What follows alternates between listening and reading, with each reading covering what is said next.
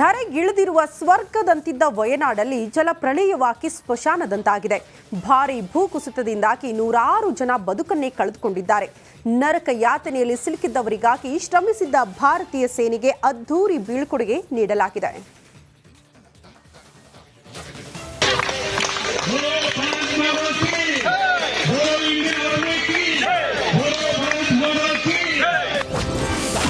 ದೇವರ ನಾಡಲ್ಲಿ ದೇವದೂತರ ಚಮತ್ಕಾರ.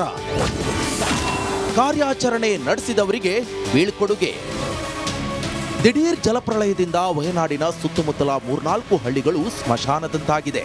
ನೂರಾರು ಸಾವು ನೋವು ಸಂಭವಿಸಿದ್ದು ಹಲವರು ಮನೆಗಳನ್ನ ಕಳೆದುಕೊಂಡು ನಿರಾಶ್ರಿತರಾಗಿದ್ದಾರೆ. ಇನ್ನು ಹಲವರು ತಮ್ಮವರನ್ನ ಕಳೆದುಕೊಂಡು ಕಣ್ಣೀರಲ್ಲಿ ಕೈ ತೊಳೆಯುತ್ತಿದ್ದಾರೆ. ಪುಟ್ಟ ಪುಟ್ಟ ಮಕ್ಕಳು, ವೃದ್ಧರು, ಕುಟುಂಬಸ್ಥರು ಮಣ್ಣಲ್ಲಿ ಮಣ್ಣಾಗಿದ್ದಾರೆ. ಹೀಗೆ ಸಂಕಷ್ಟದಲ್ಲಿ ಸಿಲುಕಿದವರಿಗೆ ಸಹಾಯ ಮಾಡಲೆಂದೇ ಭಾರತೀಯ ಸೇನೆ ಟೊಂಕ ಕಟ್ಟಿ ಅಖಾಡಕ್ಕಿಳಿದಿತ್ತು.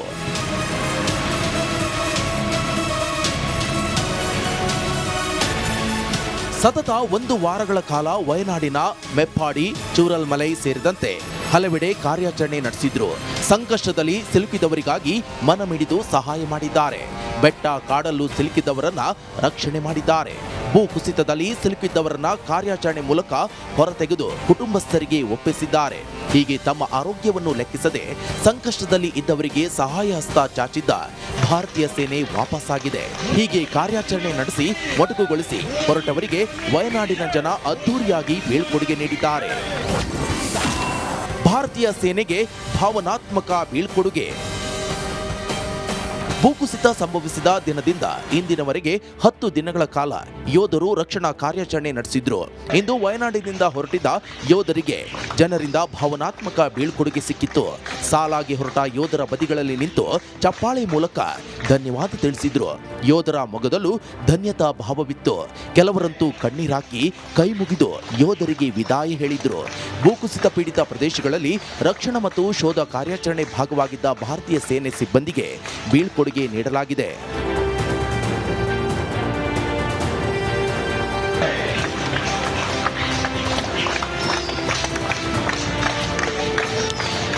ಭೂಕುಸಿತ ರಕ್ಷಣಾ ಕಾರ್ಯಾಚರಣೆಯ ಸಮಯದಲ್ಲಿ ಜೀವವನ್ನು ಪಣಕ್ಕಿಟ್ಟ ನಮ್ಮನ್ನ ರಕ್ಷಿಸಿದ ವೀರರಿಗೆ ನಾವು ತುಂಬಾ ಕೃತಜ್ಞರಾಗಿರುತ್ತೇವೆ.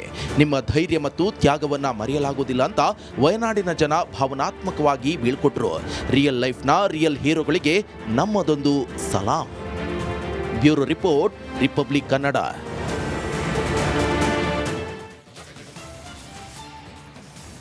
ಸಿನಿಮಾ ಶೂಟಿಂಗ್ ಅಂತ ಲೈಫ್ ಎಂಜಾಯ್ ಮಾಡಿಕೊಂಡಿದ್ದ ದಾಸ ಗೆಳತಿ ಮಾತು ಕೇಳಿ ಜೈಲಲ್ಲಿ ಯಶಸ್ವಿ 50 ದಿನ ಪೂರೈಸಿದ್ದಾನೆ.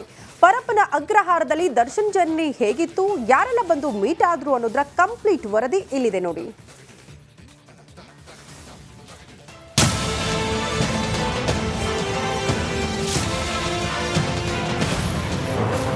ಜೈಲಲ್ಲಿ 50 ದಿನ ಪೂರೈಸಿದ ದರ್ಶನ್. ಭೇಟಿಯಾಗಿದ್ದವರೆಷ್ಟು, ಹೇಗಿದೆ ಲೈಫು? ಸಿನಿಮಾದಲ್ಲಿ ಪಂಚ್ ಡೈಲಾಗ್ ಹೊಡೆದು ಡಿ ಬಾಸ್ ಅಂತ ಫೇಮಸ್ ಆಗಿದ್ದ ದರ್ಶನ್ ಈಗ ಕಂಬಿ ಹಿಂದೆ ಲಾಕ್ ಆಗಿದ್ದಾರೆ.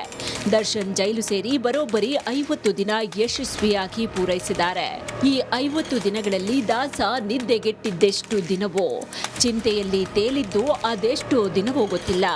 ಹಂಗೂ ಹಿಂಗೂ ಕೊಲೆ ಕೇಸಲ್ಲಿ 50 ಡೇಸ್ ಪೂರೈಸಿದ್ದಾರೆ.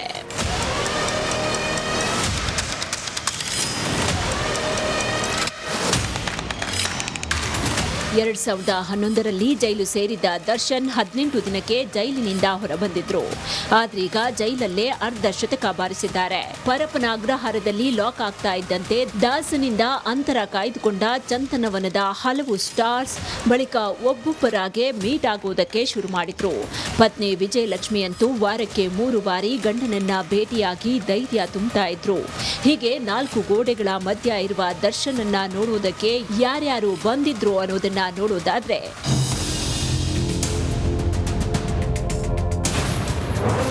ಜೂನ್ 22ರಂದು ಪರಪ್ಪನ ಅಗ್ರಹಾರ ಜೈಲು ಪಾಲಾದ ದರ್ಶನ್ ಜೂನ್ 24ರಂದು ಪತ್ನಿ ವಿಜಯಲಕ್ಷ್ಮಿ, ಮಗ ವಿನೀಶ್ ಭೇಟಿ. ಜೂನ್ 29ರಂದು ನಟಿ ರಕ್ಷಿತಾ ಹಾಗೂ ಪ್ರೇಮ್ ಭೇಟಿ ಕೊಟ್ರು, ಫ್ರೆಂಡ್ ಅಂತ ನಮೂದು ಮಾಡಿದ್ರು.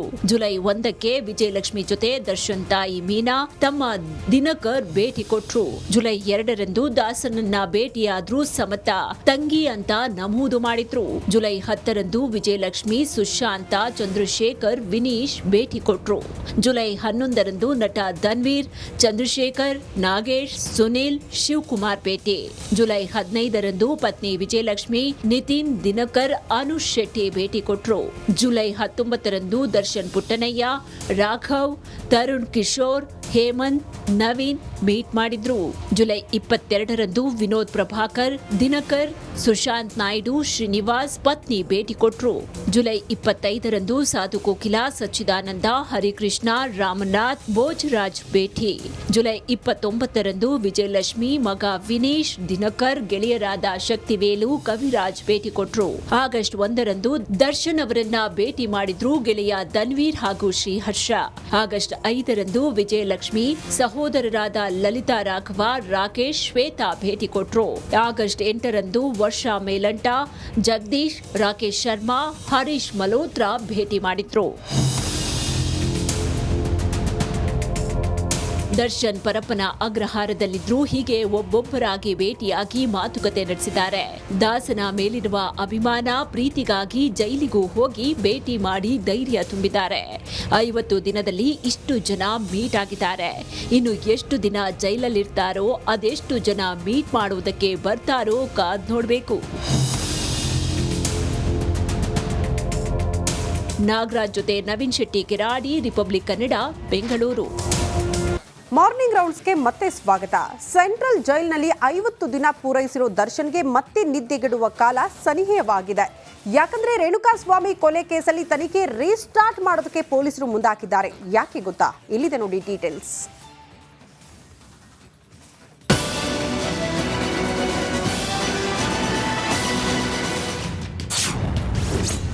ಆರೋಪಿ ದರ್ಶನ್ ಬೆನ್ನು ಬಿಡದ ಕೊಲೆ ಕೇಸ್, ತನಿಖೆ ರೀಸ್ಟಾರ್ಟ್ ಮಾಡಿದ ಇನ್ವೆಸ್ಟಿಗೇಷನ್ ಟೀಮ್. ರೇಣುಕಸ್ವಾಮಿ ಕೊಲೆ ಕೇಸಿಂದ ದರ್ಶನ್ ಅಂಡ್ ಟೀಮ್ಗೆ ನೆಮ್ಮದಿಯೇ ಇಲ್ಲದಂತಾಗಿದೆ. ಕಂಬಿ ಹಿಂದೆ ಬಿದ್ದಿರೋ ಡಿ ಗ್ಯಾಂಗ್ಗೆ ತನಿಖಾಧಿಕಾರಿಗಳು ಶಾಕ್ ಕೊಡಲು ರೆಡಿಯಾಗಿದ್ದಾರೆ. ಇನ್ವೆಸ್ಟಿಗೇಷನ್ ಟೀಮ್ ಮತ್ತೆ ಕೊಲೆ ಕೇಸ್ನಲ್ಲಿ ತನಿಖೆ ರೀಸ್ಟಾರ್ಟ್ ಮಾಡಿದೆ. ಮರ್ಡರ್ ಸಂಬಂಧ ಮೊದಲಿನಿಂದ ಮತ್ತೆ ಸಾಕ್ಷ್ಯ ಕಲೆ ಹಾಕಲು ಪೊಲೀಸರು ಮುಂದಾಗಿದ್ದಾರೆ.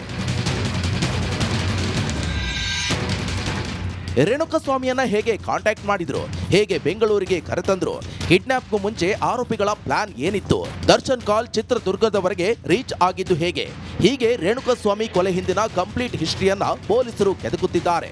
ಒಂದೊಂದೇ ಸಾಕ್ಷಿಗಳನ್ನ ಕಾಕಿ ಕಲೆ ಹಾಕುತ್ತಿದೆ.